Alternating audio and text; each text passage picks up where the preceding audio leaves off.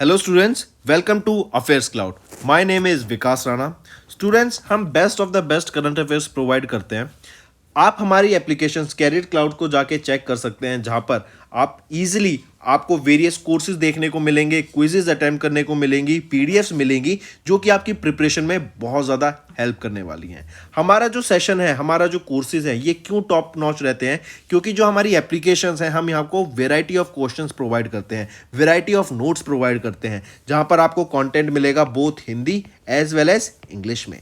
आपको क्या करना है, हमारी एप्लीकेशन को डाउनलोड करना है गूगल ऐप स्टोर से, जो कि आप इजीली कैरियर्स क्लाउड के नाम से सर्च करके डाउनलोड कर सकते हैं। And once you have downloaded, आपको लॉगिन करना पड़ेगा with your Gmail ID. And login करने के बाद आपको हमारी जो भी कोर्सेज हैं वो यहाँ पर आपको सारे देखने को मिलेंगे। जो भी आपको क्विज अटेम्प्ट करनी है वो देखने को मिलेगी। आपको ई बुक्स मिलेंगी, यहाँ पर पाथ मिलेंगे आपको। एंड जैसे मैंने आपको बताया, हम डेली बेसिस पे, वीकली बेसिस पे और मंथली बेसिस पे करंट अफेयर्स अपलोड करते हैं, both in Hindi as well as English language. यहां पर आप देखेंगे जो डेली बेसिस पे आपको नोट्स प्रोवाइड किए जाएंगे, फिर आप YouTube पे वीडियो देख सकते हैं, उसके बाद आप आके इस एप्लीकेशन पे क्विज अटेम्प्ट कर सकते हैं डेली बेसिस पे, जो कि बहुत ज़्यादा हेल्पफुल रहने वाले हैं। सिमिलरली वीकली बेसिस पे भी आप ये करेंगे, जो करंट अफेयर्स हैं उसकी आपको पीडीएफ मिलेगी एंड आप क्विज अटेम्प्ट कर सकते हैं वीकली बेसिस पे भी, जो कि आपकी प्रिपरेशन को एक स्टेप आगे लेके जाएगा। एंड फिर ऐसे ही जो मंथली बेसिस पे आपको 100 क्वेश्चंस की इंपॉर्टेंट पीडीएफ मिलेगी, वो आप रिवीजन के लिए एक बहुत अच्छा सोर्स रहेगा आप सभी स्टूडेंट्स के लिए जो गवर्नमेंट एग्जाम एस्पिरेंट्स हैं। इसी के साथ साथ आप देखेंगे, हम बैंकिंग और इकोनॉमी के करंट अफेयर्स प्रोवाइड करते हैं आपको। हम state wise current affairs provide करते हैं, चाहे वो उत्तराखंड, उत्तर प्रदेश, त्रिपुरा, तेलंगाना, कोई भी स्टेट हो। नॉट जस्ट दिस फ्रेंड्स, इसी के साथ साथ देखेंगे हम आपको टॉपिक वाइज करंट अफेयर्स भी प्रोवाइड करते हैं, और ये टॉपिक्स बहुत ज़्यादा इंपॉर्टेंट होते हैं। टॉपिक्स देखें तो जैसे important days, national affairs, international affairs, sports, defence, science and technology, apps and web portals, name the topic, और आपको उस टॉपिक के यहाँ पे करंट अफेयर्स देखने को मिलेंगे।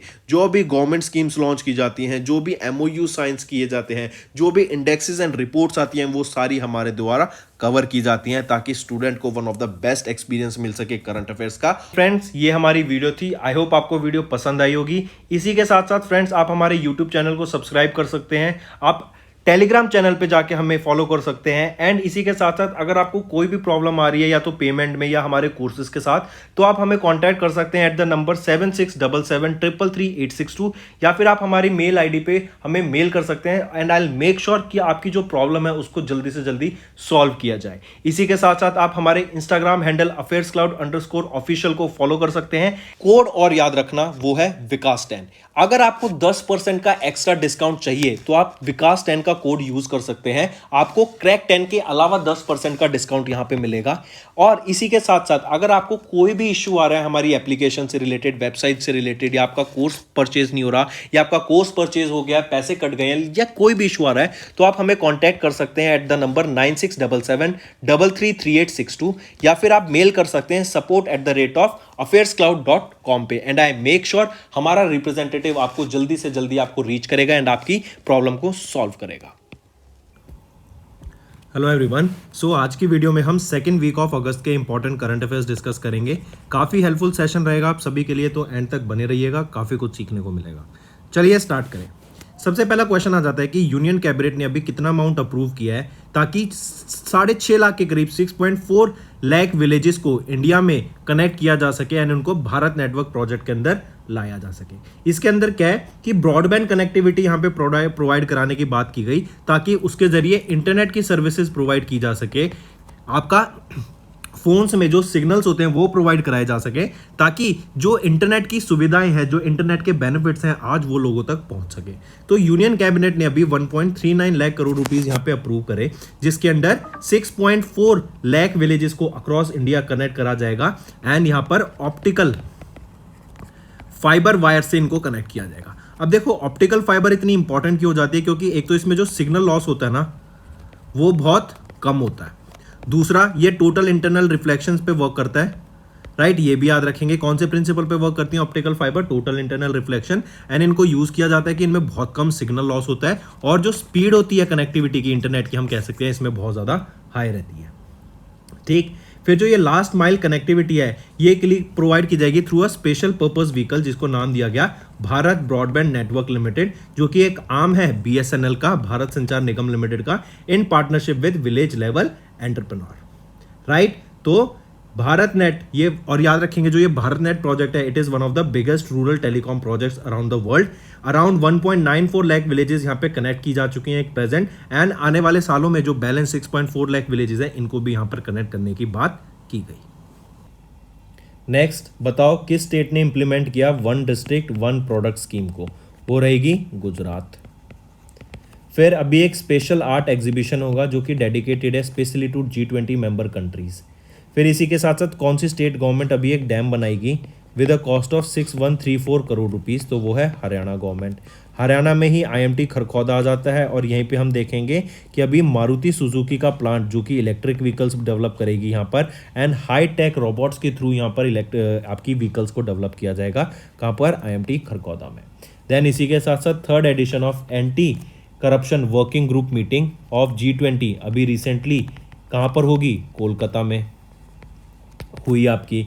फिर वो कौन सा अकेडमी है जो कि 10th अकेडमी बन गई to join Interpol global academy network? तो वो है इंडिया की CBI अकेडमी जो कि गाजियाबाद उत्तर प्रदेश में रहेगी।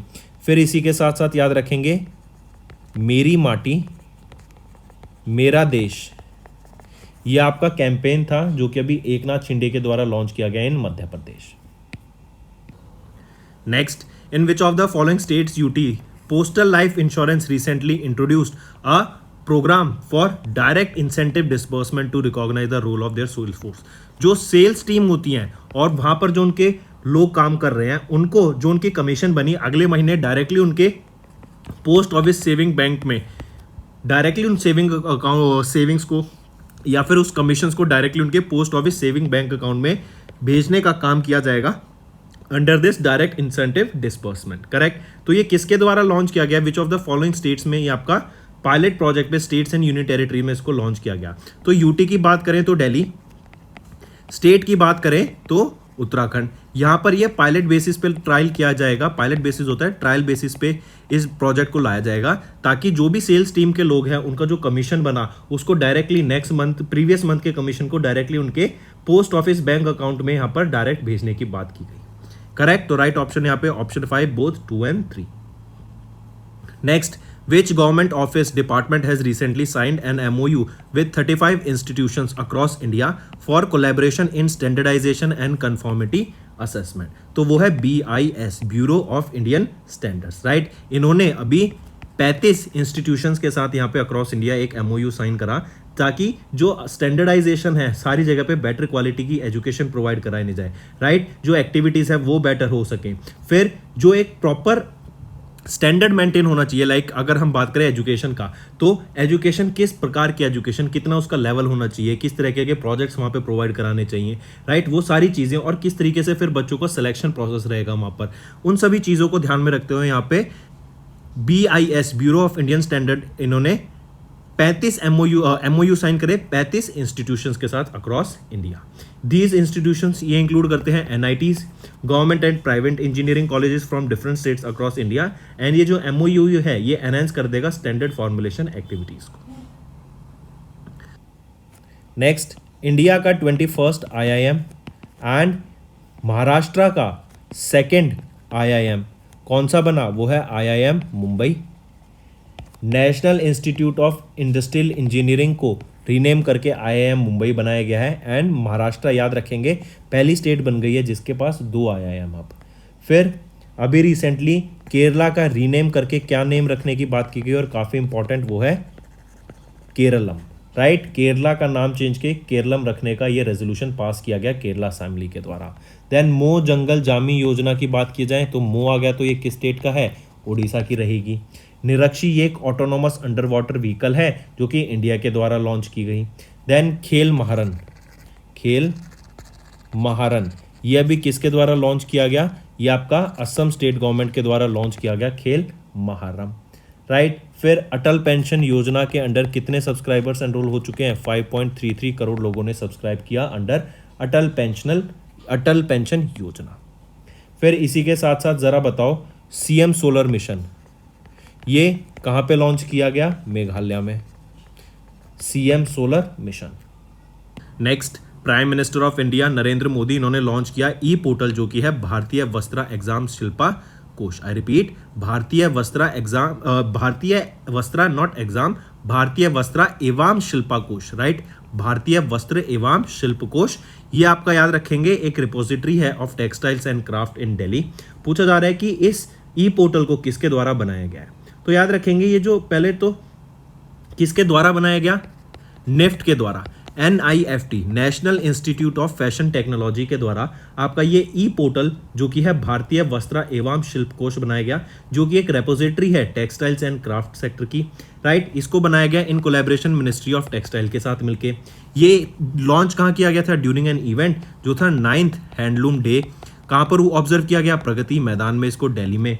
फिर याद रखेंगे ये जो इवेंट हुआ था हैंडलूम डे का, इसको होस्ट किसके द्वारा किया गया? मिनिस्ट्री ऑफ टेक्सटाइल्स के द्वारा एंड मिनिस्ट्री ऑफ MSME के द्वारा, करेक्ट। इनके द्वारा मिलके यहाँ पर मिनिस्ट्री ऑफ MSME, इन दोनों मिनिस्ट्री के द्वारा मिलकर ये हैंडलूम डे इवेंट को ऑर्गेनाइज कराया गया था, होस्ट किया गया था। उसी के दौरान निफ्ट ने बनाई गई ई पोर्टल, ये भारतीय वस्त्र एवं शिल्प कोश को भी लॉन्च किया। फिर ये जो इवेंट थी 3000 से भी ज्यादा आर्टिशंस एंड वीवर्स के द्वारा फ्रॉम अक्रॉस इंडिया अटेंड किया गया इस इवेंट को, करेक्ट। तो ये भारतीय वस्त्र एवं शिल्प कोश NIFT के द्वारा इसको बनाया गया था। नेक्स्ट जरा बताओ, यूपी गवर्नमेंट ने अभी बोला कि हम कंट्री का लार्जेस्ट IT हब डेवलप करेंगे, और ये कहाँ पर डेवलप किया जाएगा? लखनऊ में इंडिया का लार्जेस्ट IT हब डेवलप करेंगे। फिर ग्लोबल मैरीटाइम इंडिया समिट होगी 2023 की, कहाँ पर? अक्टूबर में, राइट। किस ऑर्गेनाइजेशन ने पार्टनर किया? टूरिज्म मिनिस्ट्री के साथ, ताकि इंडिया को शोकेस किया जा सके, वो है मेक माई ट्रिप, ठीक है। फिर इसी के साथ साथ बड़ा अभी रिसेंटली किन्होंने लॉन्च किया? ग्राफीन अरोरा प्रोग्राम को। तो ग्राफीन के यूज केसेस यहाँ पे देखे जाएंगे, डिस्कस किए जाएंगे एंड एक्सप्लोर किए जाएंगे। तो MEITY के सेक्रेटरी AK शर्मा के द्वारा यहाँ पर ये ग्राफीन अरोरा प्रोग्राम को लॉन्च किया गया। नेक्स्ट है E-हेल्प प्रोग्राम, किस स्टेट के द्वारा लॉन्च किया गया? गुजरात के द्वारा। किसने लॉन्च किया? पुरुषोत्तम रूपाला जी के द्वारा लॉन्च किया गया। इसी के साथ साथ वो स्टेट का नाम बताओ जो कि IVF in vitro fertilization treatment को फ्री ऑफ कॉस्ट प्रोवाइड कराने हैं गवर्नमेंट हॉस्पिटल में, वो है गोवा, राइट। एंड फिर एक और चीज याद रखेंगे, किस स्टेट को, कौन सी कंट्री बाय कर रही है डॉर्नियर एयरक्राफ्ट को इंडिया से? तो वो है गायना। फिर अगर मैं पूछूं डॉर्नियर 22 एयरक्राफ्ट को गिफ्ट किसको दिया गया, किस कंट्री को इंडिया के द्वारा दिया गया? तो श्रीलंका को इंडिया ने गिफ्ट किया Dornier 22 aircraft India independence day को सेलिब्रेट करने के लिए। एंड ये सेकंड डॉर्नियर 228 है जो कि इंडिया ने श्रीलंका को गिफ्ट करा है। इंडिया का पहला 3D printed post office building कहां पे इनॉग्रेट की गई? Important question. फिर आ जाएगा किसके द्वारा बनाई गई है ये बिल्डिंग, ये भी इंपॉर्टेंट है। कहां पर है वो भी इंपॉर्टेंट है। सो इंडिया की पहली 3D printed post office building कहां पे इनॉग्रेट की गई? बेंगलोर कर्नाटका में लोकेटेड है। ये किसके द्वारा बनाई गई है? L&T के द्वारा बनाई गई है। 3D प्रिंटेड बिल्डिंग है, याद रखेंगे, 3 डायमेंशनल प्रिंटेड पोस्ट ऑफिस। कहां पर है? बेंगलोर के कैम्ब्रिज लेआउट कर्नाटका में ये लोकेटेड है। L&T के द्वारा ये कंस्ट्रक्ट की गई थी। इसी के अलावा अगर मैं बात करूं, अप्रैल 2021 में इंडिया का पहला 3D प्रिंटेड हाउस बनाया गया था। कहां पर? IIT मद्रास में, ठीक है। फिर इसी के साथ साथ दिसंबर 2022 में इंडियन आर्मी ने इनॉग्रेट किया 2 story 3D printed unit for soldiers, और ये कहां पर था? अहमदाबाद, गुजरात में, right. 2 story 3D printed building Indian army ने अपने सोल्जर्स के लिए इनॉग्रेट की थी। कहां पर? अहमदाबाद कैंटोनमेंट एरिया में, गुजरात में। और अभी 3D printed post office building कहां पर रहेगी? ये बेंगलोर कर्नाटका में।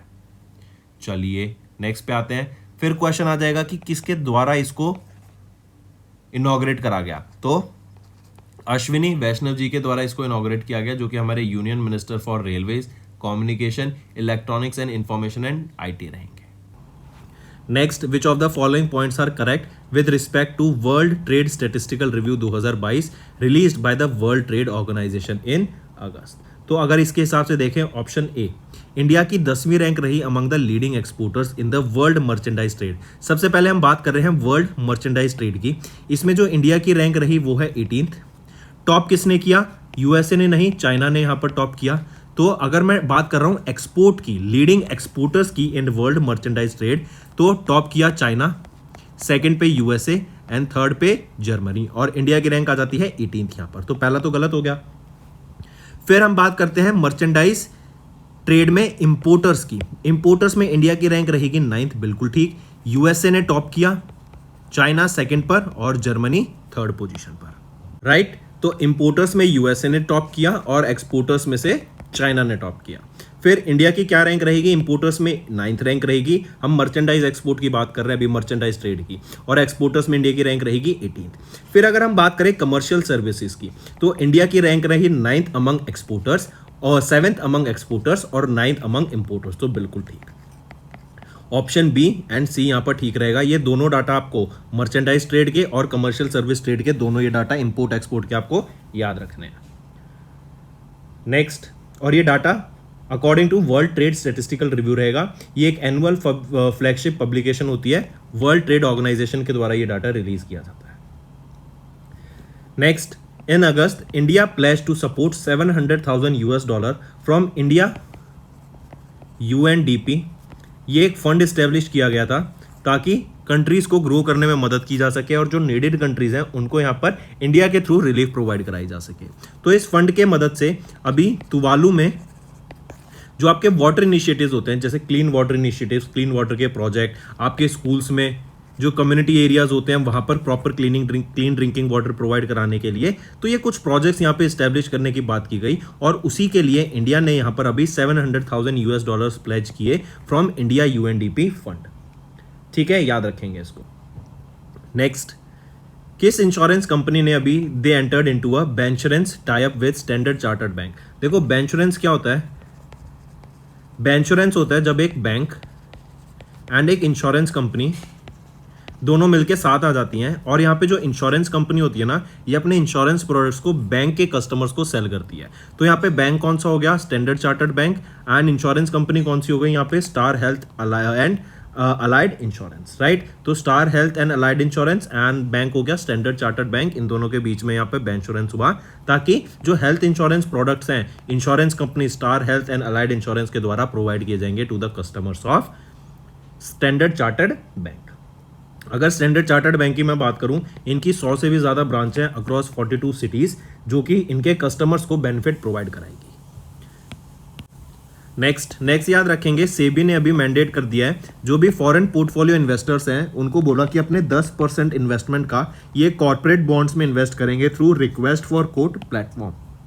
ठीक है, आई रिपीट, सेबी ने मैंडेट कर दिया कि फॉरेन पोर्टफोलियो इन्वेस्टर्स को कि उनको एटलीस्ट 10% अपना कॉर्पोरेट बॉन्ड्स में इन्वेस्ट करना होगा through the request for quote platform of stock exchange with effect from 1 October 2023। तो right option 4th। Next, who has recently been appointed as the Prime Minister of Cambodia for a period of 5 years। याद रखेंगे, इससे पहले जो भी appoint किए गए हैं ये हैं हुन मैनेट।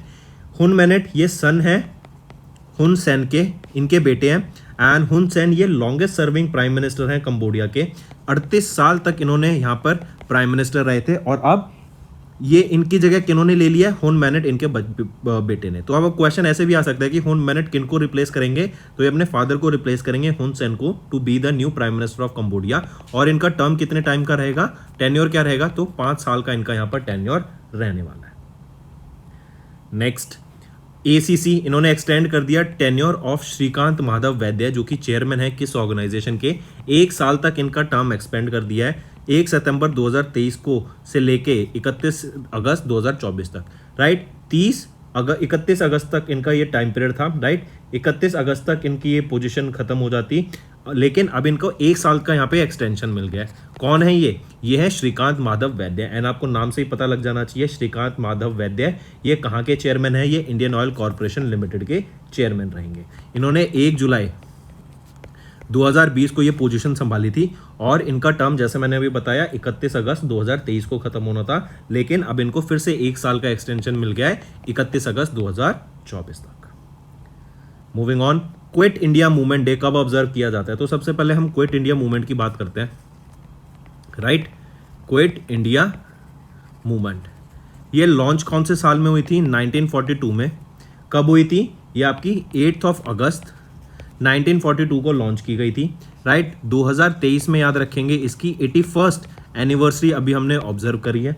ये लॉन्च किस पार्टी के द्वारा की गई थी? इंडियन नेशनल कांग्रेस के द्वारा लॉन्च की गई थी। It was led by whom? It was led by Mahatma Gandhi ji. Reason क्या था कि जो क्रिप्स मिशन का फेलियर था 9 अप्रैल 1942 में क्रिप्स मिशन भी आया था, याद रखेंगे। एंड इसके फेलियर की वजह से हमें क्विट इंडिया मूवमेंट स्टार्ट किया, जो कि एक मास सिविल डिसोबीडियंस मूवमेंट था। एंड यहाँ पे जो मेन एम था ना क्विट इंडिया मूवमेंट का, वो क्या था कि हमें इंडिया को आज़ादी चाहिए from the British rule. Correct. Indian national Congress के द्वारा लॉन्च किया गया। महात्मा गांधी ने इसको लेड किया था, अगर व्यक्ति का नाम पूछा जाए। बॉम्बे, जो तब बॉम्बे था मुंबई हो गया, तब लॉन्च किया गया था। Correct. And during world war 2 इसको लॉन्च किया गया था। एंड ब्रिटिश एरा से हमें इंडिपेंडेंस चाहिए थी, इसलिए। तो करेक्ट ऑप्शन बन जाता है 8 अगस्त 2023। और 2023 में हमने इसका 81st एडिशन या 81st एनिवर्सरी ऑब्जर्व करी क्विट इंडिया मूवमेंट की। Next, which state's road transport corporation has recently won Asia's best brand employer award under the organization with innovative HR practice category?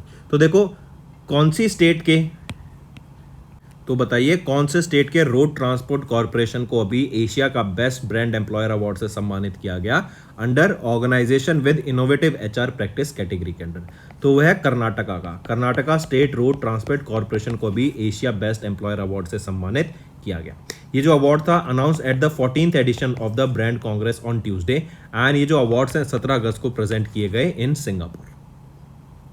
Next, which organisation developed national carbon registry to help countries meet climate targets? देखो ये national carbon registry क्या है? ये एक open source software रहेगा, right. Open source software रहेगा। And किस organisation के द्वारा डेवलप किया गया है? ये यूएनडीपी के द्वारा इसको डेवलप किया गया to meet the climate targets. अलग अलग कंट्रीज के द्वारा जो क्लाइमेट टारगेट सेट किए गए हैं उनको अचीव करने के लिए यहाँ पर ये open source software national carbon registry को लॉन्च किया गया था, राइट। एंड इसके अंदर क्या होगा? इंफॉर्मेशन शेयर की जाएगी कि दूसरी कंट्री कैसे परफॉर्म कर रही है एंड अलग अलग कंट्रीज कैसे परफॉर्म कर रही हैं। एंड उन सभी चीज़ों को ध्यान में रखते हुए यहाँ पर ये लॉन्च किया गया ताकि इंडिविजुअल कंट्रीज भी अपने जो टारगेट्स हैं, जो अपने कार्बन क्रेडिट्स हैं, उनको अचीव कर सकें। अब देखो कार्बन क्रेडिट्स क्या होगा कि कितना पैसा लगेगा आपको पर्टिकुलर एरिया में वहां पर अपने कार्बन को रिड्यूस करने के लिए, पॉल्यूशन को रिड्यूस करने के लिए। करेक्ट। फिर इस नेशनल कार्बन रजिस्ट्री के अंडर ही याद रखना एक वर्किंग ग्रुप बनाया गया है जो कि है D4C। ये D4C क्या है? Digital for climate, right. क्या है ये D4C? Digital for climate. इसमें क्या क्या है? UNDP, world bank, United Nations framework convention on climate change and your European bank for reconstruction and development. ये आपका डिजिटल फॉर क्लाइमेट रहेगा। ये वर्किंग ग्रुप है जो कि हमारे नेशनल कार्बन रजिस्ट्री को फॉलो करेंगे, इस सॉफ्टवेयर को मेंटेन करेंगे एंड इसके ऊपर वर्क करेंगे ताकि हर कंट्री अपना जो कार्बन को रिड्यूस करने का एम है उसको अचीव कर सके। अब जैसे अगर मैं इंडिया की बात करूं तो इंडिया का क्या टारगेट रहेगा कार्बन न्यूट्रल बनने का? ये है 2070 तक, ठीक है। फिर अगर मैं बात करूं केरला का, केरला ने बोला कि हम 100% रिन्यूएबल एनर्जी पे शिफ्ट कर जाएंगे। कब तक? बाय 2040। और इन्होंने बोला कि हम कार्बन न्यूट्रल भी बन जाएंगे। कब तक? 2050 तक। किस ऑर्गेनाइजेशन अभी has mandated influencers, not influencers, finfluencers to register with SEBI? तो किस ऑर्गेनाइजेशन ने मैंडेट कर दिया फिनफ्लुएंसर्स को टू रजिस्टर विद सेबी? वो है ASCI। ASCI ने अभी मैंडेट कर दिया है फिनफ्लुएंसर्स को। सबसे पहले फिनफ्लुएंसर्स कौन से होते हैं? जो आपके post, videos, right, podcasts, audios ये पोस्ट करते हैं रिलेटेड टू फाइनेंस कि आप, और ये कस्टमर्स को बताते हैं कि कहाँ पर आपको इन्वेस्ट करना चाहिए पैसा, कौन सा स्टॉक बाय करना चाहिए, कौन से स्टॉक में आपको सेल करना चाहिए, कब बुल मार्केट है, कब आपका बियर मार्केट है, राइट, कहाँ पे पैसा लगाएं, किस तरीके से पैसा लगाएं।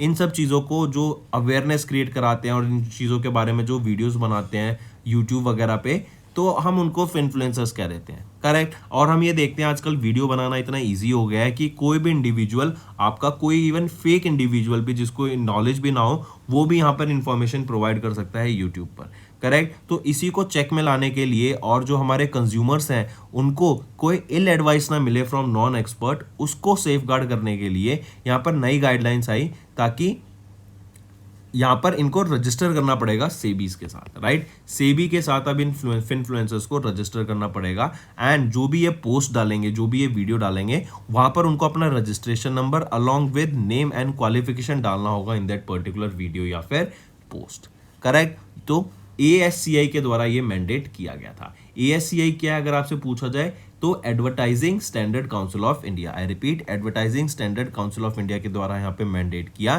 कि जो इन्फ्लुएंसर्स हैं इनको रजिस्टर करना पड़ेगा विद सेबी। नेक्स्ट, ये क्वेश्चन तो हो गया। नेक्स्ट पे आते हैं, which state government has recently change the name of Itwari station to Netaji Subhash Chandra Bose Itwari station. सबसे पहले ये जो इतवरी स्टेशन है ये कहां पर है, ये आपका महाराष्ट्र के स्टेट में। यही पूछा गया कि which state government has change the name of Itwari station, तो महाराष्ट्र का ये स्टेशन रहेगा, रेलवे स्टेशन। इसका नाम चेंज करके क्या कर दिया गया है, नेताजी सुभाष चंद्र बोस इतवरी स्टेशन। नेताजी सुभाष चंद्र बोस को ऑनर करने के लिए, राइट, ये नेमिंग की गई है इस रेलवे स्टेशन की। तो करेक्ट ऑप्शन आ जाता है महाराष्ट्र। फिर महाराष्ट्र में कभी इंस्टीट्यूट का नाम चेंज करके याद हो तो क्या रख दिया गया था, IIM मुंबई। और इस चेंज ऑफ नेम से हमने देखा कि इंडिया की पहली स्टेट बन गई है महाराष्ट्र जिसके पास 2 IIMs हैं, IIM Nagpur, right, and IIM Mumbai, correct. चलिए नेक्स्ट पे आते हैं, which company recently bagged an order worth 165 crore rupees to supply 200 medium altitude logistic drones and accessories to the Indian army. तो देखो सबसे पहले कंपनी का नाम देख लेते हैं, DUMS, Dhaksha unmanned systems private limited, right. इनके बारे में 2 ऑर्डर्स की हम बात करेंगे। पहला ऑर्डर है आपके 200 मीडियम ऑल्टीट्यूड लॉजिस्टिक ड्रोन्स का। लॉजिस्टिक ड्रोन्स क्या होते हैं, या लॉजिस्टिक क्या होते हैं, एक जगह से दूसरी जगह को सामान लेके जाना, राइट। तो 200 ऐसे लॉजिस्टिक ड्रोन्स के लिए एसेसरीज का कॉन्ट्रैक्ट आया, किसके से, इंडियन आर्मी से इन्होंने इस कॉन्ट्रैक्ट को जीता और इस कॉन्ट्रैक्ट की वर्थ है 165 करोड़ रुपीज। दूसरा ऑर्डर याद रखेंगे 400 ड्रोन्स का है, वो किससे आया, इफ्को से, राइट। और ये ऑर्डर किसके लिए था, 400 एग्रीकल्चर ड्रोन्स के लिए, राइट, ताकि पेस्टिसाइड्स वगैरह आपके स्प्रे किए जा सकें, उनके लिए ऐसे 400 एग्री स्प्रेइंग ड्रोन्स के लिए ये ऑर्डर आया फ्रॉम इफ्को। तो 2 हो गए, डम्स आपका DUMS Dhaksha unmanned systems private limited, इन्होंने 165 करोड़ का कॉन्ट्रैक्ट जीता for 200 medium altitude logistic drones, and 400 agriculture drones का कॉन्ट्रैक्ट इनके पास आया फ्रॉम इफ्को, राइट। चलिए next, United Nations Development Programme of which country and India के eGov फाउंडेशन ने एक MOU साइन किया ताकि जो भी इन्फेक्शियस मेडिकल वेस्ट मैनेजमेंट है उसका किया जा सके। अब देखा, हमने देख रहे हैं कि वियतनाम में जो आपका मेडिकल वेस्ट है ना, उसमें काफ़ी ज़्यादा हमें ग्रोथ देखने को मिली है, ज़्यादा कूड़ा हो गया मेडिकल वेस्ट का। तो उसको टैकल करने के लिए अभी UN, इंडोनेशिया एंड इंडिया की eGov फाउंडेशन के द्वारा यहाँ पे MOU साइन किया गया कि हम कैसे अलग अलग प्रैक्टिसेस को इम्प्लीमेंट करके, कैसे नई नई चीज़ों को सामने ला के, राइट, हम मेडिकल वेस्ट को एट स्केल हम वहाँ पे ट्रीट कर सकें, करेक्ट। इसी के साथ साथ याद रखेंगे अभी UNDP इंडोनेशिया ने through their campaign me smile, ये कैंपेन ने की इनिशिएटिव लॉन्च किया था, जिसके अंडर क्या करा कि यहाँ पर जो मेडिकल वेस्ट है ना 32 हॉस्पिटल्स में एंड एक हेल्थ सेंटर में यहाँ पर इस मी स्माइल के थ्रू यहाँ पर मेडिकल वेस्ट को ट्रीट किया जा रहा है, राइट। मेडिकल वेस्ट कैसे हो गए, जो आपके ग्लव्स हो गए, सिरिंजेस हो गए, आपकी दवाइयों के पत्ते हो गए, राइट, वेस्ट मटेरियल हो गया, फिर आपकी पट्टियाँ हो गई, ग्लव्स हो गए। इवन अगर आप देखें कोविड-19 के बाद में जो मास्क हैं इनके भी जो वेस्ट है वो बहुत ज़्यादा बढ़ गया है, करेक्ट, क्योंकि हर व्यक्ति ने कोविड-19 के टाइम पे मास्क यूज़ किया। तो सिमिलरली वापस आते हैं, UN, हम बात कर रहे थे इंडोनेशिया की, यहाँ पे मेडिकल वेस्ट में ग्रोथ देखने को मिली है एंड उसको टैकल करने के लिए UNDP इंडोनेशिया ने इंडिया के eGov फाउंडेशन के साथ यहाँ पे MOU साइन किया ताकि इन्फेक्शियस मेडिकल वेस्ट को यहाँ पे मैनेज किया जा सके। और ये मी स्माइल अगर पूछा जाए तो वेस्ट मैनेजमेंट के लिए लॉन्च किया गया था इंडोनेशिया में। नेक्स्ट, के स्मॉल फाइनेंस बैंक अभी वो पहला बैंक बन गया इंडिया का जिन्होंने 24/7 वीडियो बैंकिंग फैसिलिटी ऑफर कर रहे हैं 365 दिन, मतलब हर साल के हर समय 24/7 मतलब 24 घंटे सातों हफ्ते के सातों दिन और पूरे साल 365 दिन हम यहाँ पे आपको एक वीडियो बैंकिंग फैसिलिटी प्रोवाइड कर रहे हैं कि आप वीडियो कॉलिंग कर सकते हैं। आपकी सर्विस जो भी रिक्वायरमेंट है आप वीडियो कॉल करके यहाँ पर हमारे एग्जीक्यूटिव से बात कर सकते हैं, राइट। एंड आपकी वेरियस बैंकिंग सर्विसेज यहाँ पे आपको प्रोवाइड कराई जाएंगी। लिमिट क्या है, आप 18 साल से ऊपर होने चाहिए, मिनिमम एज आपकी 18 ईयर्स होनी चाहिए, correct. And located with in India while making the call. ऐसा नहीं है कि आप कहीं दुबई में या फिर यूएसए में बैठे हैं वहां से कॉल कर रहे हैं, करेक्ट। तो याद रखेंगे कि स्मॉल फाइनेंस बैंक वो है एयू स्मॉल फाइनेंस बैंक। इन्होंने अभी रिसेंटली ये वो पहला स्मॉल फाइनेंस बैंक बन गया जो कि ऑफर कर रहे हैं 24/7 वीडियो बैंकिंग फैसिलिटी 365 दिन साल की, करेक्ट। चलिए, और याद रखेंगे एयू स्मॉल फाइनेंस बैंक ही ये आपका इंडिया का लार्जेस्ट स्मॉल फाइनेंस बैंक रहेगा। Next, name the payment bank जिन्होंने रिसेंटली लॉन्च किया इंडिया का पहला इको फ्रेंडली डेबिट कार्ड। और ये जो इको फ्रेंडली डेबिट कार्ड है ये बनाया किससे गया है, तो ये recycled polyvinyl chloride, right, recycled PVC से ही आपका बनाया गया है। क्या नाम रहेगा इसका, एयरटेल पेमेंट्स बैंक के द्वारा ये पेमेंट बैंक है जो कि इंडिया का पहला eco friendly debit card offer कर रहा है टू देयर एग्जिस्टिंग कस्टमर्स, जो कि रिसाइकल्ड पीवीसी से बनाया गया है, राइट।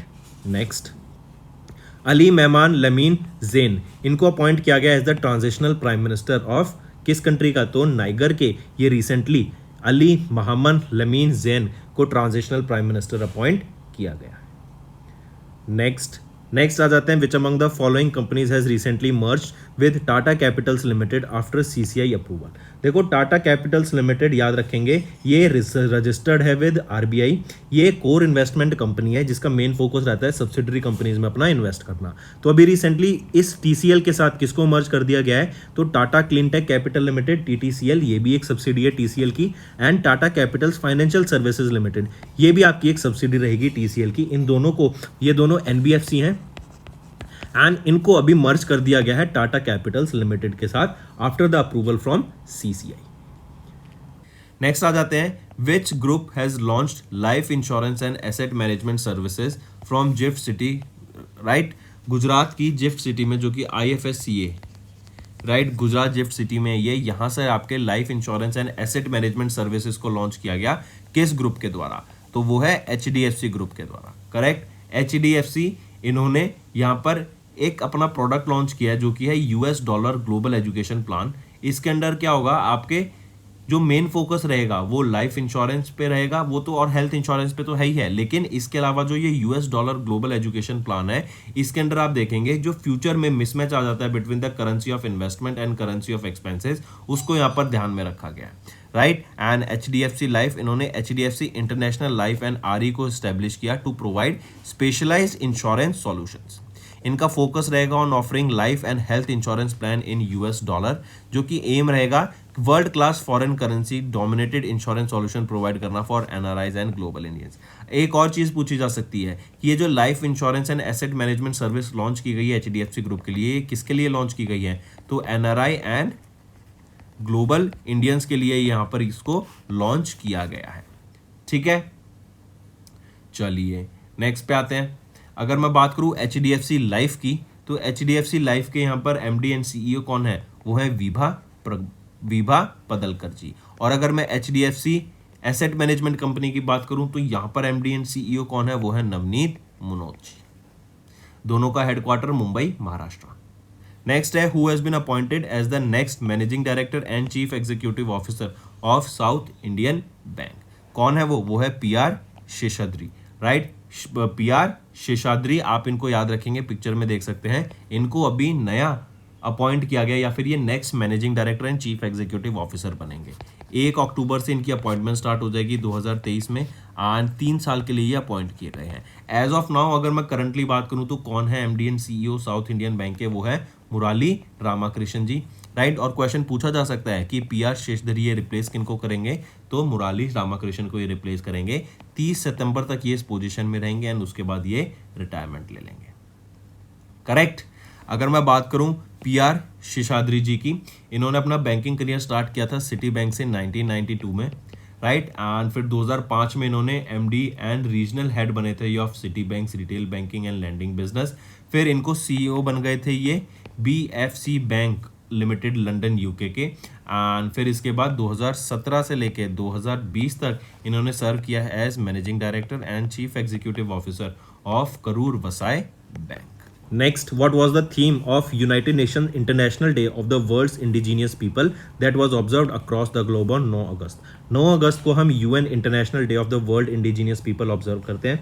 इस UN World Indigenous International Day of the World Indigenous People इसको हम 9 अगस्त को ऑब्जर्व करते हैं और इसी डे को एक और नाम से जाना जाता है, वो है वर्ल्ड ट्राइबल डे के नाम से।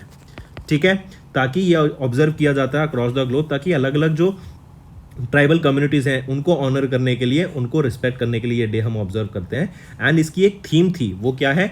इंडिजिनाइजेशन या फिर indigenous youth as agents of change for self determination. ये आपकी थीम रहेगी UN international day of the world indigenous people 2023 की। Moving on, when was the national javelin day 2023 observe across India? तो याद रखेंगे 7 अगस्त को हम ऑब्जर्व करते हैं नेशनल जेवलिन डे।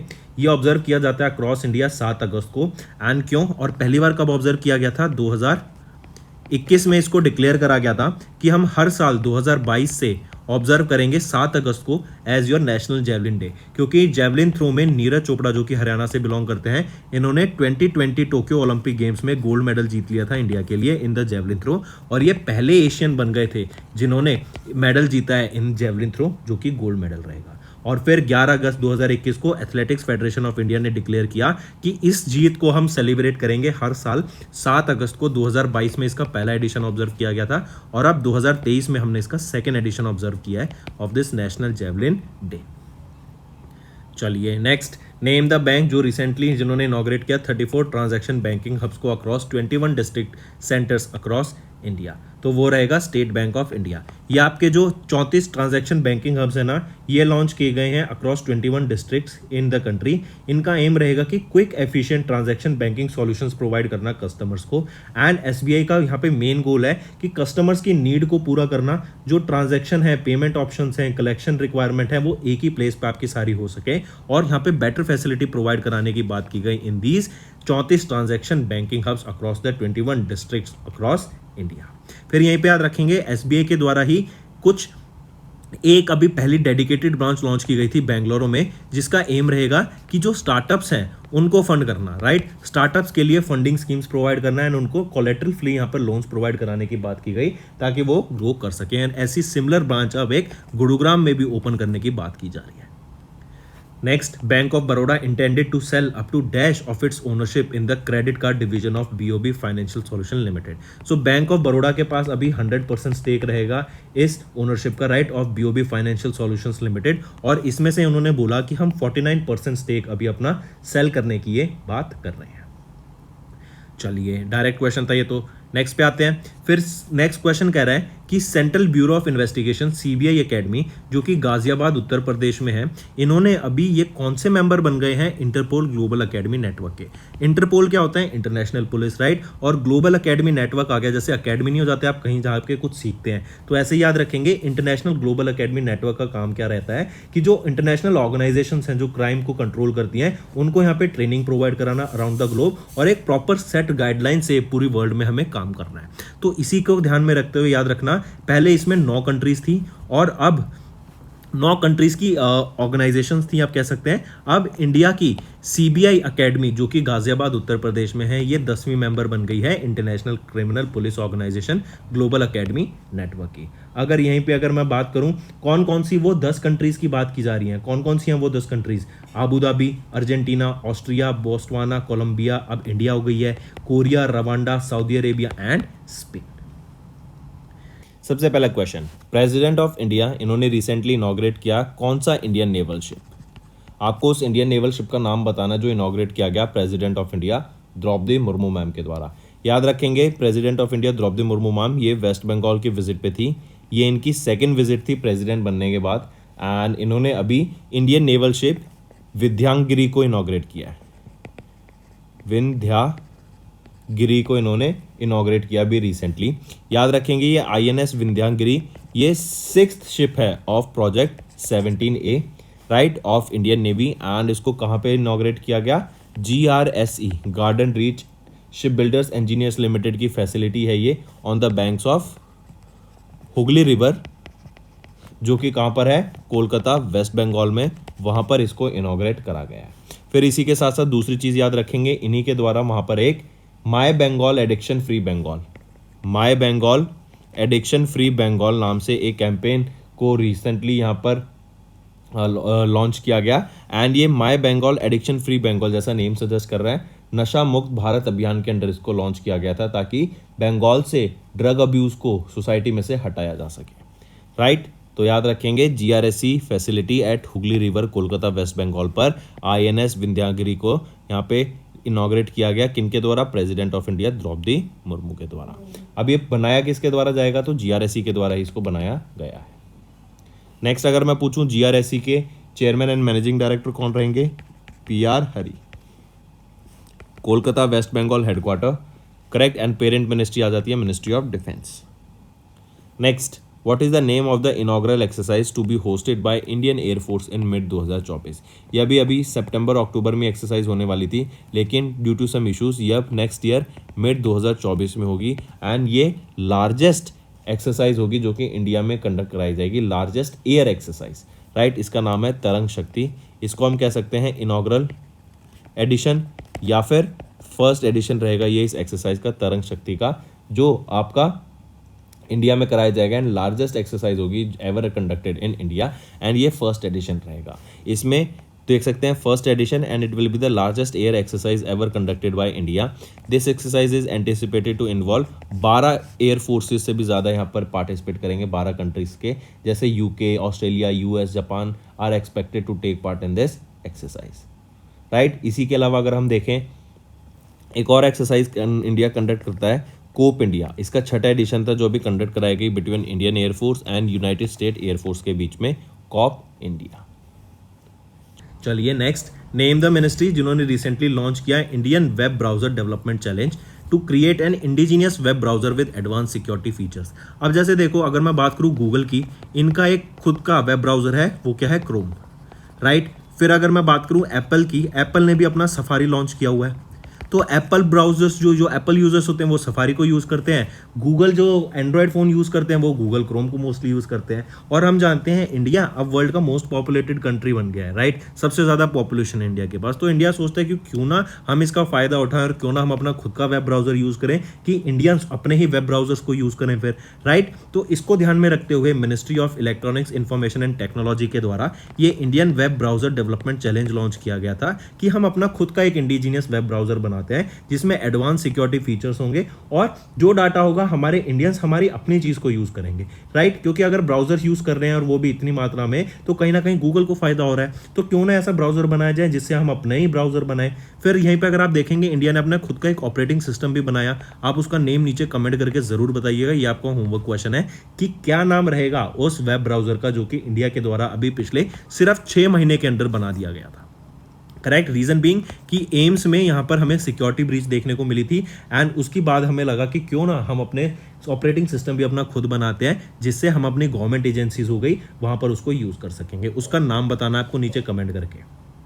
चलिए फिर जो ये आपका Indian web browser development challenge था, इसका प्राइज मनी था 3.41 करोड़ रुपीस एंड जो विनर है उसको 1 करोड़ रुपए यहाँ पे मिलेंगे एंड एज वेल एज उसको सपोर्ट मिलेगा फ्रॉम वेरियस गवर्नमेंट ऑर्गेनाइजेशन ताकि फर्दर उसको डेवलप किया जा सके। Next, which state has recently received the support from NABARD to get a GI tag for 5 traditional products including Nathdwara Pichwai craft. तो इसको मिला के ऐसे 5 ट्रेडिशनल प्रोडक्ट्स हैं राजस्थान के जिसको भी GI टैग मिला है और इसको सपोर्ट मिला from NABARD to get this GI tag.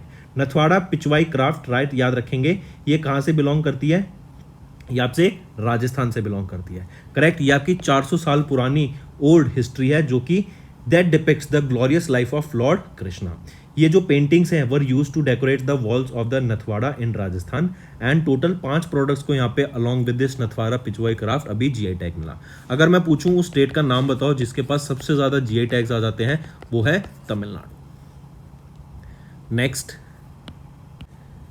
Question है, इन अगस्त किस ऑर्गेनाइजेशन ने कॉन्स्टिट्यूट किया एक सेक्टोरल कमेटी को, ताकि जो बैंक्स आपके जिफ्ट सिटी में हैं, जो कि IFSCA जिफ्ट सिटी में गांधीनगर में जो भी आपके बैंक्स हैं उससे रिलेटेड जो भी आपकी रेगुलेशंस हैं, करेक्ट, उसको फ्रेम करने के लिए। देखो वहाँ की जो रेगुलेशंस होंगी और जो बाकी बैंक्स हैं कंट्री में उनकी रेगुलेशंस अलग होंगी, राइट। तो उन रेगुलेशंस को यहाँ पे फ्रेम करने के लिए जो भी चैलेंजेस होंगे उसको एड्रेस करने के लिए एक सेक्टोरल कमेटी सेटअप की गई थी। किसके द्वारा? IBA, इंडियन बैंक एसोसिएशन के द्वारा। ये जो सेक्टोरल कमेटी रहेगी, ये 26 मेंबर की सेक्टोरल कमेटी रहेगी, करेक्ट। तो क्या ऑप्शन बनता है? इंडियन बैंक्स एसोसिएशन ने यहाँ पर एक 26 मेंबर्स की सेक्टोरल कमेटी सेटअप की गई कि जो भी चैलेंजेस होंगे, जो भी रेगुलेटरी गाइडलाइंस होगी उस IFSCA gift city Gandhinagar Gujarat में उन बैंक्स की, उनको यहाँ पे कैटर करने के लिए ये सेक्टोरल कमेटी सेटअप की गई थी। नेक्स्ट आ जाते हैं, किस कंपनी ने रिसेंटली लॉन्च किया निरक्षी, जो कि इंडिया का पहला indigenous autonomous under water vehicle रहेगा माइंस को डिटेक्ट करने के लिए। नाम क्या है? निरक्षी, करेक्ट। क्या रहेगा ये? AUV है। इसको AUV, इसको UAV से कंफ्यूज मत करना। UAV क्या होता है? UAV होता है आपका अनमैन्ड एरियल व्हीकल, राइट। ये बेसिकली ड्रोन्स के लिए यूज किया जाता है term UAV, unmanned aerial vehicle. और AUV क्या है? ये आपका autonomous under water vehicle, correct. Mines को डिटेक्ट करने के लिए 4 आवर्स तक का ये पानी में रह सकता है, राइट। 300 मीटर ये डेप्थ में जा सकता है। 2.1 मीटर लंबा ये आपका निरक्षी रहने वाला है, करेक्ट। 45 किलो तक का ये आपका ऑब्जेक्ट बनता है, ये आपका ये निरक्षी, करेक्ट। एंड ये आपका AUV है, माइंस को डिटेक्ट करने के लिए पहला indigenous autonomous under water vehicle जो कि है निरक्षी। किस कंपनी के द्वारा डेवलप किया गया? GRSE के द्वारा इसको डेवलप किया गया था, garden reach ship builders and engineers limited के द्वारा, ठीक है। चलिए, और कहां पर इसको माइंस डिटेक्ट करने के लिए यूज किया गया? कोलकाता, वेस्ट बंगाल में। और यहीं पे याद रखेंगे, अंडर वाटर से याद आता है कि अंडर वाटर मेट्रो भी है। किस रिवर के नीचे होगी? हुगली रिवर के नीचे ये आपकी अंडर वाटर मेट्रो होगी कोलकाता, वेस्ट बंगाल में। नेक्स्ट आ जाते हैं, नेम द कंपनी जिन्होंने रिसेंटली डिलीवर किया 200th एम्पनेज ऑफ C-130J। ये आपका सुपर हरक्यूलिस, ये आपका एयरक्राफ्ट रहता है। इसका एम्पनेज लॉन्च किया गया था, 200th एम्पनेज इसको डिलीवर किया गया।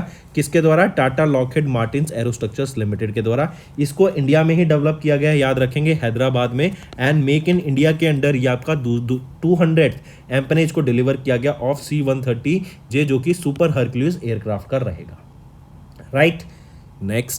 नेक्स्ट आ जाते हैं, किस डिफेंस सेक्टर या स्टैट्यूटरी बॉडी इन्होंने रिसेंटली सिक्योर किया एक patent for accident prevention system based on artificial intelligence to enhance road safety and mitigate accident.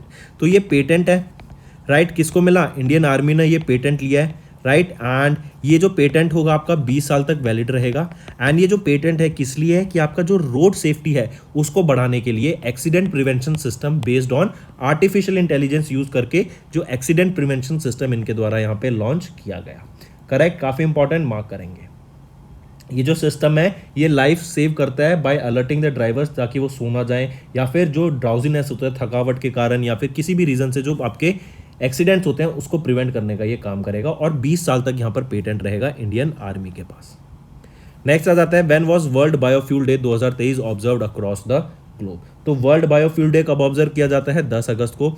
Biofuel क्या होता है? जो कि आपके लिविंग ऑर्गेनिजम्स, चाहे वो प्लांट्स हो या एनिमल्स हो, उनके साथ जो बेसिकली प्लांट्स ही बोला जाता है, राइट। तो प्लांट्स, एनिमल्स, जैसे अगर मैं प्लांट्स की बात करूं, आपका बायोगैस होगा। ये क्या होता है कि जो भी आपका वेस्ट मटेरियल होता है, जो भी आपका खाना होता है, जब वो सड़ जाता है तो उससे जो गैसेज निकलती हैं उससे हम बायोगैस बनाते हैं, करेक्ट। तो ऐसे ही क्या है, ये आपका रिन्यूएबल सोर्स ऑफ एनर्जी है। ये इन्वायरमेंट को पॉल्यूट नहीं करता है जैसे आपका कार्बन और जैसे आपका पेट्रोल और डीजल करता है, करेक्ट। वो फॉसिल फ्यूल हो गए। तो वर्ल्ड बायोफ्यूल डे कब ऑब्जर्व किया जाता है? 10 अगस्त को। रीजन क्या है कि हमें प्रमोट करना है कि जो नॉन फॉसिल फ्यूल्स हैं उनको प्रमोट करना, आगे बायोफ्यूल्स को प्रमोट करना है, ताकि हमारा जो कन्वर्शन है non renewable sources of energy से रिन्यूएबल सोर्सेज ऑफ एनर्जी पे हो सके। फिर ये वर्ल्ड बायोफ्यूल डे पहली बार ऑब्जर्व किस मिनिस्ट्री के द्वारा किया गया था? Ministry of petroleum and natural gas के द्वारा। कब ऑब्जर्व किया गया था? पहली बार 2015 में इसको पहली बार ऑब्जर्व किया गया था। फिर यहीं पे याद रखेंगे, जो इंडिया है ये आपका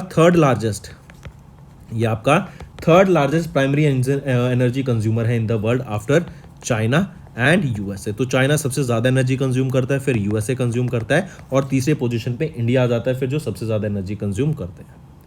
next, when was your world lion day observed? देखो वर्ल्ड लायन डे कब ऑब्जर्व किया जाता है? 10 अगस्त को ऑब्जर्व किया जाता है वर्ल्ड लायन डे। करेक्ट। फिर यहीं पे याद रखेंगे पहली बार कब ऑब्जर्व किया गया था? 2013 में ऑब्जर्व किया गया था। लायन का साइंटिफिक नेम क्या है? Panthera leo. टाइगर का नेम क्या है? Panthera tigris. राइट। तो पैंथेरा लियो आपका लायन होता है और वर्ल्ड लायन डे 10 अगस्त को ऑब्जर्व किया जाता है। चलिए next, who has been recently conferred with the life time achievement award 2022 by Madhya Pradesh government. तो किनको अभी यहाँ पे लाइफ टाइम अचीवमेंट अवार्ड से सम्मानित किया गया बाय मध्य प्रदेश गवर्नमेंट? वो है अनिल धूपर। राइट। इनको मध्य प्रदेश गवर्नमेंट के द्वारा यहाँ पे लाइफ टाइम अचीवमेंट अवार्ड से सम्मानित किया गया है। ये ऑल इंडिया टेनिस एसोसिएशन के सेक्रेटरी जनरल है अनिल धूपर जी। राइट। ऑल्सो याद रखेंगे जो ये अनिल धूपर जी, इनको AITA का सेक्रेटरी जनरल अपॉइंट किया गया था सितंबर 2020 में। राइट। चलिए फिर इनको मध्य प्रदेश गवर्नमेंट के द्वारा एक और अवार्ड याद रखेंगे, विक्रम अवार्ड से भी सम्मानित किया जा चुका है और अभी लाइफ टाइम अचीवमेंट अवार्ड से सम्मानित किया गया बाय मध्य प्रदेश गवर्नमेंट, वो है अनिल धूपर जो कि सेक्रेटरी जनरल है ऑल इंडिया टेनिस एसोसिएशन के। Moving on, which port has recently became the fastest major port by clocking record cargo throughput of 50.16 million metric ton cargo in current financial year। तो इसमें हमने देखा कि 6% का यहाँ पर हमें ग्रोथ देखने को मिला है। एक्चुअली 6.5% का यहाँ पे हमें ग्रोथ देखने को मिला in the throughput of the cargo पिछले साल से। ये पोर्ट रहेगा आपका Paradip port and it became the fastest major port by clocking record cargo throughput of 50.16 million metric tonne. Paradip port कहाँ पर है? ओडिशा में। ठीक है। चलिए नेक्स्ट पे आते हैं, उस रेलवे स्टेशन का नाम बताओ जो कि थर्ड पिंक स्टेशन बन गया in central railway. Pink station क्या होता है? पिंक स्टेशन वो स्टेशन होता है जहां पे सभी जो कर्मचारी है ना वो कौन हो? महिलाएं हो, वीमेन हो। करेक्ट। तो ऑल वीमेन स्टाफ। तो ऐसा थर्ड पिंक स्टेशन बना, ये कौन सा रहेगा आपका? New Amravati railway station, Amravati Maharashtra में रहेगा ये। जो पहला पिंक स्टेशन बना था वो कौन सा बना था? जुलाई 2017 में बना था और वो था मटुंगा रेलवे स्टेशन, ये भी महाराष्ट्र में है। फिर इसके बाद 2018 में बना था सेकंड पिंक स्टेशन, इसका नाम क्या रहेगा? अजनी स्टेशन जो कि नागपुर डिवीजन में है 2018 में। और अब तीसरा न्यू अमरावती रेलवे स्टेशन जो कि अमरावती महाराष्ट्र में है। Next, India will hand over which marine surveillance aircraft to Sri Lanka. Important mark करके चलेंगे।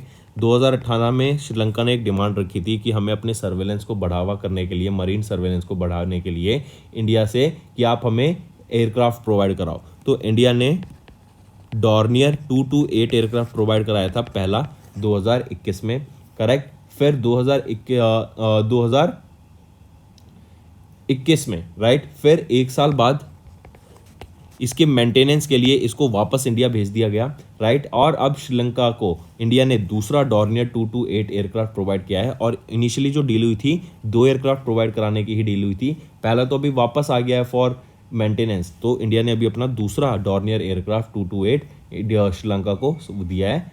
करेक्ट। एंड ये क्यों? क्योंकि अभी हमने देखा था इंडिया के 77 ईयर्स ऑफ इंडिपेंडेंस हो गए थे, तो उसको कमेमोरेट करने के लिए एंड एक गुड जेस्टर, फ्रेंडली जेस्टर के तहत यहाँ पर डॉर्नियर 22 एयरक्राफ्ट को अभी डिलीवर किया गया to Sri Lankan air force.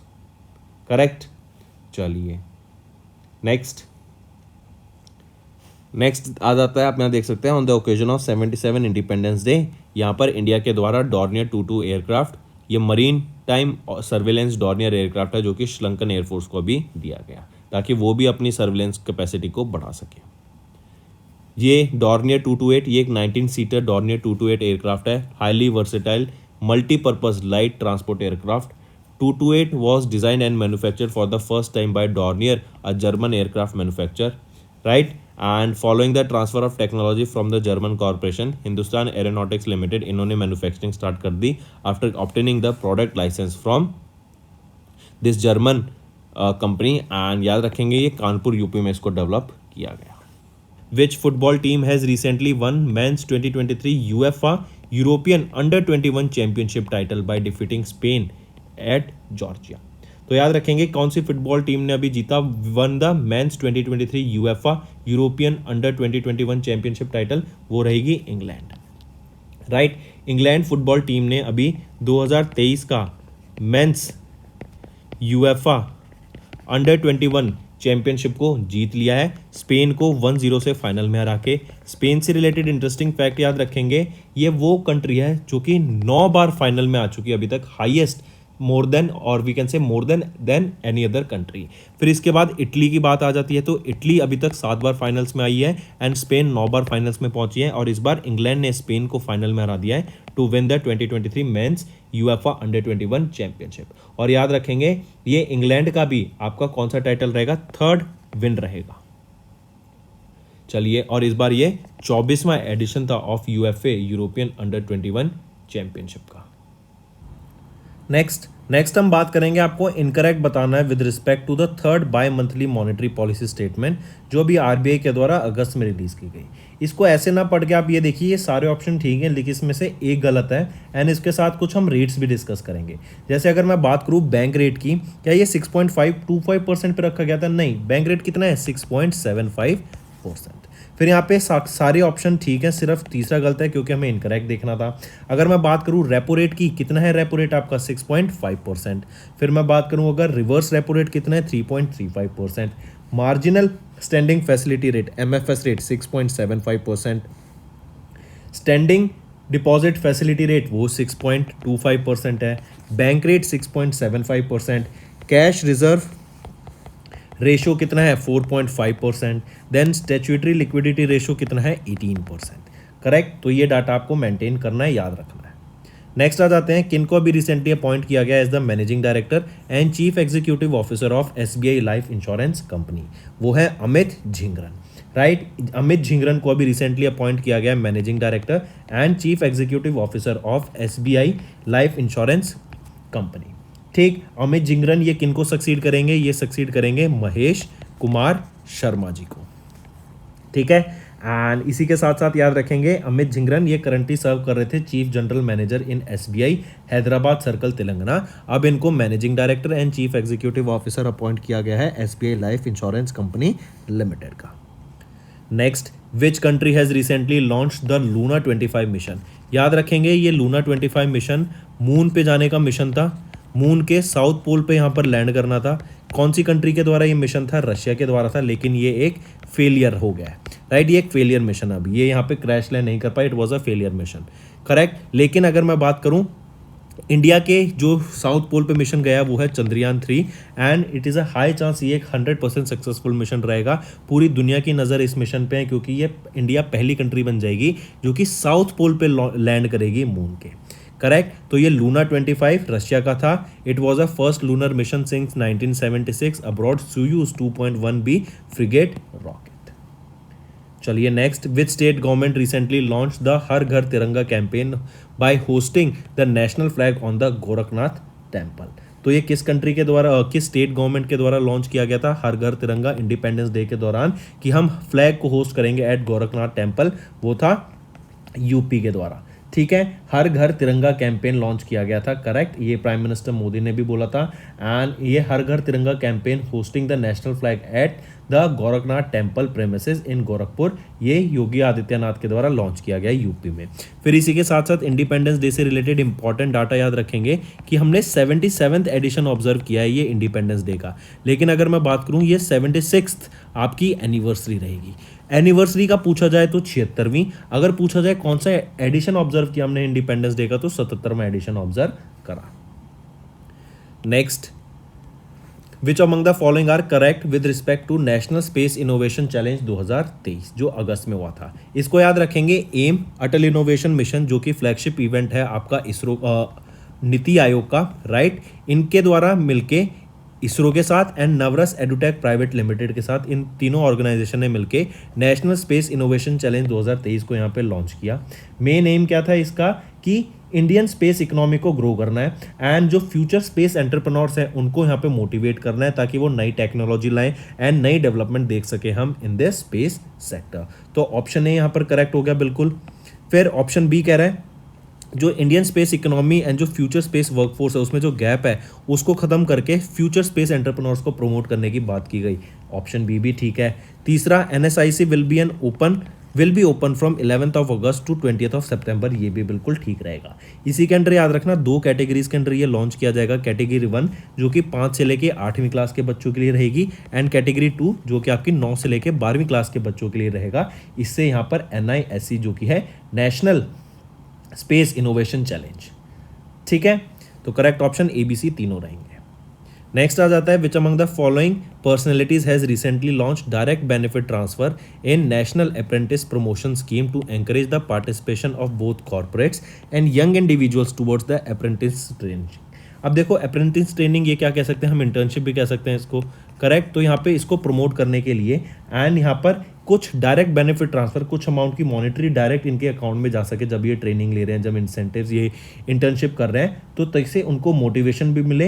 And ये किसके द्वारा लॉन्च किया गया था, तो धर्मेंद्र प्रधान हमारे जो एजुकेशन मिनिस्टर हैं उनके द्वारा लॉन्च किया गया ये direct benefit transfer in the national apprentice promotion scheme, ताकि जो पार्टिसिपेशन है ट्रेनर्स इंटर्न्स का वो बढ़ सके, ज़्यादा से ज़्यादा लोग यहाँ पे इंटर्नशिप कर सकें। इससे क्या होगा, उनको चीज़ें सीखने को मिलेंगी, स्किल्स डेवलप होंगी, एंड फिर उसके बेसिस पे वो आगे अपनी जॉब्स भी अपॉइंट कर सकते हैं, राइट। फिर इस NAPS के अंदर हम देखेंगे 25 लाख से भी ज़्यादा अप्रेंटिसेस को एंगेज किया जा चुका है इन 2016 से लेके अभी जुलाई 2023 तक। करेक्ट ऑप्शन धर्मेंद्र प्रधान जी के द्वारा ये डायरेक्ट बेनिफिट ट्रांसफर लॉन्च किया गया in NAPS। Moving on, name the naval exercise जिसने recently saw the participation of Indian navy and UAE navy in Dubai. तो Indian navy and UAE navy के बीच में भी एक एक्सरसाइज हुई, क्या नाम था उसका, एक्सरसाइज जैद तलवार। लोकेशन क्या थी इस एक्सरसाइज की, UAE में ये एक्सरसाइज कंडक्ट कराई गई, करेक्ट। एंड यहाँ पर देखने को मिला कि कौन से इंडियन नेवल शिप ने पार्टिसिपेट किया, INS Visakhapatnam and INS Trikand. ये दो वो नेवल शिप हैं इंडिया के जिन्होंने, इंडियन नेवल शिप जो रहेंगे इन्होंने पार्टिसिपेट किया इन दिस जैद तलवार एक्सरसाइज, जो कि 8 से 11 अगस्त के बीच में हुई थी, UAE में हुई थी, दुबई UAE में, राइट। मूविंग ऑन, किस which countries man hockey team recently one the Asian championship trophy, जो कि चेन्नई तमिलनाडु में हुई थी फाइनल, यहाँ पे मलेशिया को हराया गया था इन दिस फाइनल। तो याद रखेंगे इंडिया ने अभी चौथी बार यहाँ पे, इंडिया ने की हॉकी टीम ने चौथी बार यहाँ पे hero Asian championship trophy 2023 title को जीत लिया है। मलेशिया को फाइनल में हराया, 4-3 से इन्होंने मलेशिया को फाइनल में हराया, एंड यहाँ पर हमने चौथी बार इसको जीत लिया है। 2011 में जीता, 2016 में, 2018 में, और अब 2023 में फिर से हमने इसको जीत लिया है, करेक्ट। बात करें तो इंडिया ने टॉप किया, फिर इंडिया के बाद मलेशिया आ जाता है, एंड उसके बाद फिर जापान आ जाता है थर्ड पोजीशन पे for this Asian championship trophy इस फर्स्ट गोल्ड, सिल्वर और फिर यहाँ पे ब्रॉन्ज। चलिए नेक्स्ट पे आते हैं, Padma Shri awardee professor MR Satyanarayana Rao, इनका भी रिसेंटली निधन हो गया। पूछा जा रहा है in which year did he receive Padmashri award for science and engineering. तो याद रखेंगे इनको पद्मश्री अवार्ड से 2010 में सम्मानित किया गया था फॉर साइंस एंड इंजीनियरिंग। अगर हम बात करें MR सत्यनारायण राव जी की, राइट, ये प्रेसिडेंट थे Jawaharlal Nehru centre for advance scientific research, जो कि बेंगलोर कर्नाटका में है, एंड ये 2003 से लेके 2013 तक यहाँ पर आपके प्रेसिडेंट रहे हैं। फिर इनका निधन हो गया अभी 1948, मैसूर कर्नाटका में इनका जन्म हुआ था, राइट। एंड ये चेयरमैन भी रह चुके हैं of IISc Bangalore in the department of biochemistry. चलिए next, what was the theme of international youth day that was observed across the globe by UN on 12th of August. तो theme क्या थी international youth day की, तो theme थी green skills for youth towards a sustainable world, ये आपकी theme रहेगी। पहला इंटरनेशनल यूथ डे कब ऑब्जर्व किया था, 12 अगस्त 2000 में इसको पहली बार ऑब्जर्व किया गया था, right. And this day aims to draw the attention towards the culture and legal issues that are surrounding the youth. और हम देखते हैं विद टाइम जैसे जैसे नई नई अपॉर्चुनिटीज आ रही हैं, कॉम्पिटिशन भी बढ़ता जा रहा है, लोग जो यूथ है उसके ऊपर हम देखेंगे अलग अलग प्रॉब्लम्स भी ग्लोबली फेस करनी पड़ती हैं यूथ को। तो उसको यहाँ पे एंकरेज करने के लिए, यूथ को प्रमोट करने के लिए, मोटिवेट करने के लिए, एंड उनकी प्रॉब्लम्स को एड्रेस करने के लिए यहाँ पर ये डे ऑब्जर्व किया जाता है। नेक्स्ट आ जाता है when was world elephant day observed across the globe. तो वर्ल्ड एलिफेंट डे कब ऑब्जर्व किया जाता है अक्रॉस द ग्लोब, तो याद रखेंगे वर्ल्ड एलिफेंट डे आपका ऑब्जर्व किया जाता है 12 अगस्त को। हर साल हम 12 अगस्त को ये डे ऑब्जर्व करते हैं। एंड इसी की याद रखेंगे, एक थीम है जो आपको याद रखनी है वर्ल्ड एलिफेंट डे की। थीम क्या है? Ending the illegal wild life trade. Right, I repeat, ending the illegal wild life trade, ये आपकी थीम रहेगी वर्ल्ड एलिफेंट डे की, जो कि हम 12 अगस्त को ऑब्जर्व करते हैं। फिर ऐसे याद रखेंगे प्रोजेक्ट एलिफेंट कब लॉन्च किया गया था? 1992 में। अगर मैं पूछूं प्रोजेक्ट टाइगर तो 1972 में लॉन्च किया गया था। नेक्स्ट, फिर यहीं पे एक याद रखेंगे, अभी रिसेंटली प्रेसिडेंट द्रौपदी मुर्मू इनके द्वारा गज उत्सव, गज याद रखेंगे आपका हाथी का, एलिफेंट का ही पर्यायवाची होता है, राइट। तो गज उत्सव अभी रिसेंटली ऑब्जर्व किया गया काजीरंगा नेशनल पार्क जो कि असम में है। रीजन बीइंग कि हमें 30 ईयर्स हो गए थे प्रोजेक्ट एलिफेंट को, उसको सेलिब्रेट करने के लिए हमने यहाँ पर ये ऑब्जर्व किया। Next, name the information technology company that recently won the contract to redesign and rebuild a new version of public procurement platform जो कि है GeM portal. Government e market place, इसका एक नया वर्जन एंड उसको redesign करने के लिए नई नई फैसिलिटीज़, नई नई तरीके, नए नए आप यहाँ पे इंफ्रास्ट्रक्चर, नए नए यूआई यहाँ पर प्रोवाइड कराने के लिए, नई नई सर्विसेज प्रोवाइड कराने के लिए अभी टीसीएस को कॉन्ट्रैक्ट मिला है, टाटा कंसल्टेंसी सर्विसेज को। इन्होंने कॉन्ट्रैक्ट जीता to redesign and build a new version of public procurement platform जो कि है गवर्नमेंट ई मार्केट प्लेस। ठीक है, किसको कॉन्ट्रैक्ट मिला? टीसीएस को, रीबिल्ड करने के लिए, नया अपडेटेड वर्जन बनाने के लिए of government e market place. और गवर्नमेंट ई मार्केट प्लेस हम जानते ही हैं, ये एक वन स्टॉप पोर्टल है for online procurement of common use goods and services. चलिए नेक्स्ट, किस कंपनी ने एस किया it's first ever private astronaut mission in August with 6 persons abroad its VSS unit space plane that lifted off from New Mexico spaceport America USA। तो वो रहेगा Virgin Galactic, right. Virgin Galactic ये पहली private astronauts, galactics first private astronauts on the landmark mission, right. इस company ने एस किया अपना पहला private astronaut mission last week. 6 persons यहाँ पे VSS यूनिटी स्पेस प्लेन जो कि गैलेक्टिक 02 के नाम से है, उससे लिफ्ट ऑफ किया गया from Mexico spaceport America.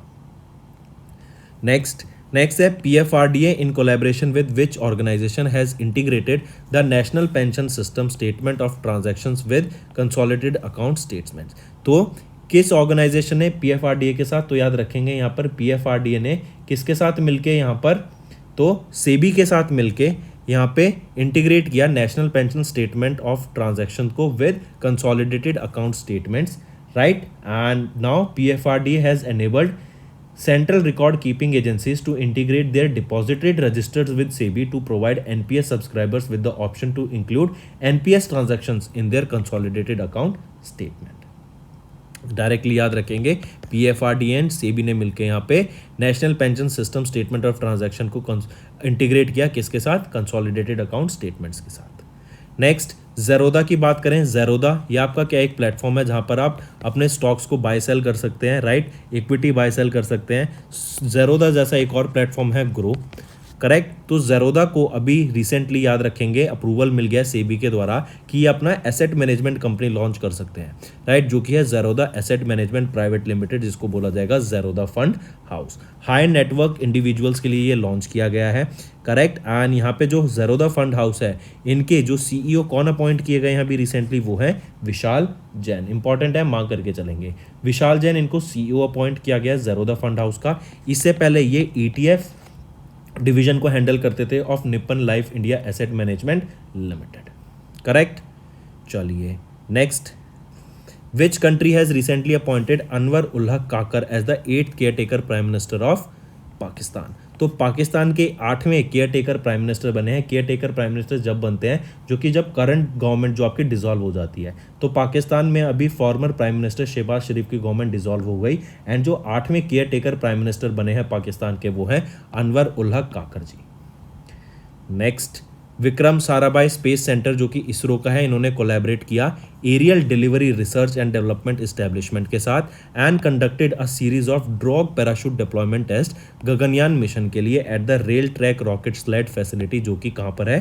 Chandigarh में, राइट। तो rail track rocket sled facility Chandigarh में है, जहां पे ड्रॉग पैराशूट डिप्लॉयमेंट टेस्ट किए गए गगनयान मिशन के, किसके द्वारा, Vikram Sarabhai space centre and ADRDE जो कि है aerial delivery research and development establishment के द्वारा यहाँ पर ये टेस्ट को कंडक्ट कराया गया, राइट। और कहाँ पर, rail track rocket sled facility जो कि चंडीगढ़ में है। Next, Padma Bhushan awardee and founder of Sulabh international social service organisation doctor Bindeshwar Pathak ji, इनका रिसेंटली निधन हो गया। इन्हीं को टॉयलेट मैन ऑफ इंडिया के नाम से भी जाना जाता था, राइट। एंड 1991 में इनको पद्मा भूषण, नॉट पद्माश्री, पद्मा भूषण अवार्ड से सम्मानित किया गया था फॉर सोशल सर्विस, करेक्ट। तो 1991 में सोशल सर्विस के लिए किनको, डॉक्टर भिंदेश्वर पाठक जी को सम्मानित किया गया, जिनको टॉयलेट मैन ऑफ इंडिया के नाम से भी जाना जाता है, पद्म भूषण से, ठीक है। फिर इसी के साथ साथ याद रखेंगे इनको WHO पब्लिक हेल्थ चैंपियन से भी सम्मानित किया गया 2016 में। 2009 में इन्होंने स्टॉकहोम वाटर प्राइज को जीता। फिर 2003 में इनको UN habitat scroll of honour से सम्मानित किया गया एंड UNEP इन्वायरमेंट प्रोग्राम के ग्लोबल 500 स्क्रॉल ऑफ ऑनर से भी इनको सम्मानित किया जा चुका है। Next, in August dash Indian football player and former Indian captain passed away, Mohammed Habib, right. इनको बड़े मियाँ के नाम से भी जाना जाता था, काफ़ी फेमस थे एंड इनका भी रिसेंटली निधन हो गया। हैदराबाद में इनका जन्म हुआ था, 1949 में इनका जन्म हुआ था, एट द एज ऑफ 74 अब इनका रिसेंटली निधन हो गया।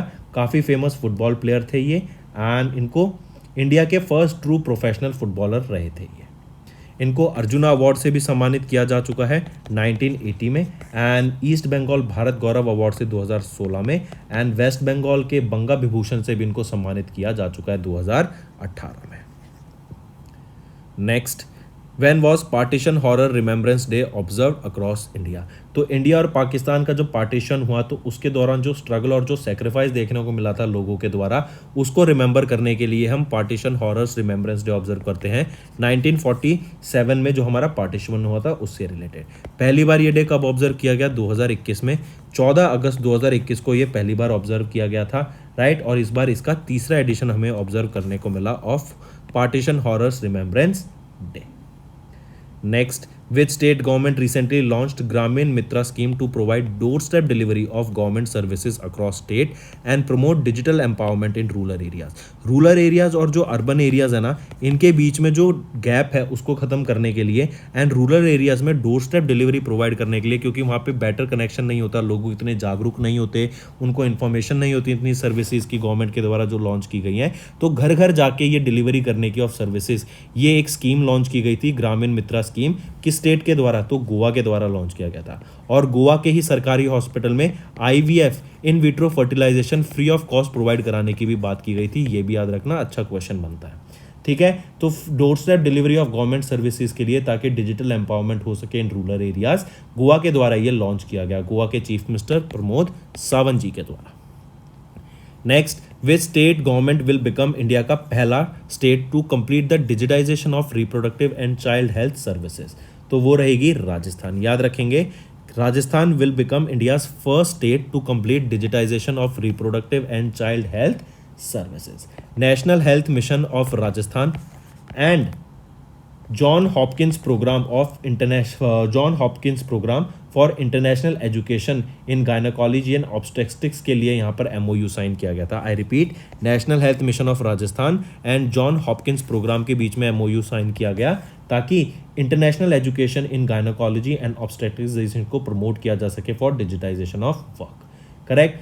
RCH जो है ये आपका क्या है, reproductive and child health related to pregnant women and new born child was propose to be digitise under this project. इनके बारे में इंफॉर्मेशन प्रोवाइड कराना, जो FAQs होते हैं फ्रीक्वेंटली आस्क्ड क्वेश्चंस, उनको यहाँ पर डालना ताकि लोगों को जागरूक हो सके, उनको इन्फॉर्मेशन प्रोवाइड करा सके एंड जो नई नई टेक्नोलॉजीज आ रही है इन सेक्टर में वो भी प्रोवाइड कराने की यहाँ पे बात की गई। तो which state government will become first to complete digitisation of reproductive and child health services, वो है राजस्थान। तो तो दोस्तों ये थे हमारे आज के important current affairs. I hope आपको सेशन पसंद आया। अगर आप चाहते हैं कि ऐसे ही सेशन हम डेली बेसिस पे लाते रहें तो वीडियो को लाइक कर दें एंड कमेंट करके ज़रूर बताना आपके क्या व्यूज़ रहेंगे। इससे मुझे काफ़ी मोटिवेशन मिलती है एंड ताकि बेटर से बेटर कंटेंट आपके लिए प्रेजेंट कर सकें। So that's all for the day. Thank you and have a nice day. That's all for the day, friends. I hope you enjoyed the session and you can follow us on the YouTube channel, as well as apart from YouTube channel, you can go and follow us at Affairs Cloud Telegram channel. And if you have any queries related to the content or the of courses offered to you or the payment which you did on the application, you can contact us on the number provided, that is 7677333862. Apart from this, friends, you can follow us on the Facebook as well as on Instagram handle, that is affairscloud_official. In the end, friends, if you use a code that is Vikas10, you will be getting an additional extra 10% discount by using this code Vikas10. Also, if you have any problem regarding the course purchase, any problem regarding to our application, you can contact us on the mobile number, that is 9677333862. And if you want to mail us, you can also mail us on support@affairscloud.com, and I assure you that our representative from us will be contacting you soon and resolving your issue.